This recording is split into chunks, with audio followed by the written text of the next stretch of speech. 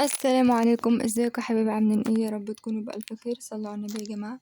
النهاردة ان شاء الله هنعمل مع بعض ديك كده بلدي. جوزي قال لي جعان، فروحت لقيت ديك على سطح الجيران، فجبته وذبحته وقلت اعمله له اكله كده عشان اكله واشبعه كده، عشان ما يكونش هفتان مني. حطيت حلة على النار فيها شوية مية وطماطماية وبصل وشوية فلفل اسود وشوية ملح وورق لورا.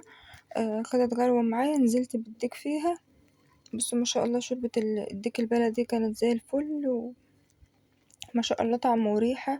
ديك بلدي بقى لسه صغير كده، فقلنا ايه نأكله عشان هفتان. بصوا ما شاء الله الديك عامل ازاي.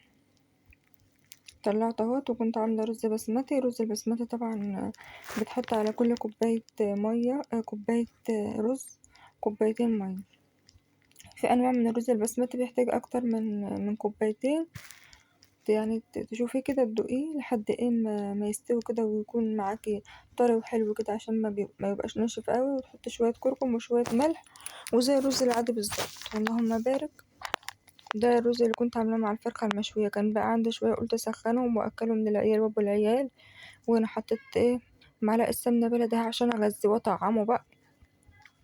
حطيت معلقة سمنة بلدي، جبتها برضو من عند جارتي هي والديك بقى. ذبحت الديك وقلت لها هاتي معلقة سمنة بلدي. هبدأ بقى احمره في معلقة السمنة البلدي دي، يبقى متطعم بقى. اللهم بارك. ديك جميل. بصوا ما شاء الله، اللهم بارك.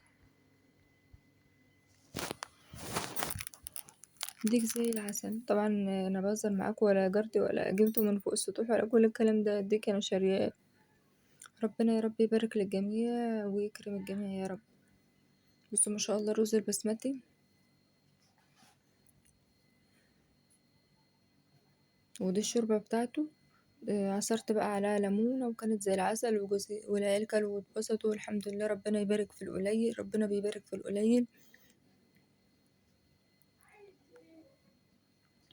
ما تنسوش بقى تجربوا الطريقة دي وتقولوا رأيكم في التعليقات، وما تنسوش اللايك والاشتراك في القناة وفعلوا زر الجرس وتدعموني باللايكات والتعليقات. ولو في حاجات حابين لو في اكلات حابين ان انا اعملها لكم، قولولي في التعليقات وانا ان شاء الله هعملها لكم. مستنية بس الدعم منكم يا حبايبي عشان انزل لكم فيديوهات تانية. السلام عليكم.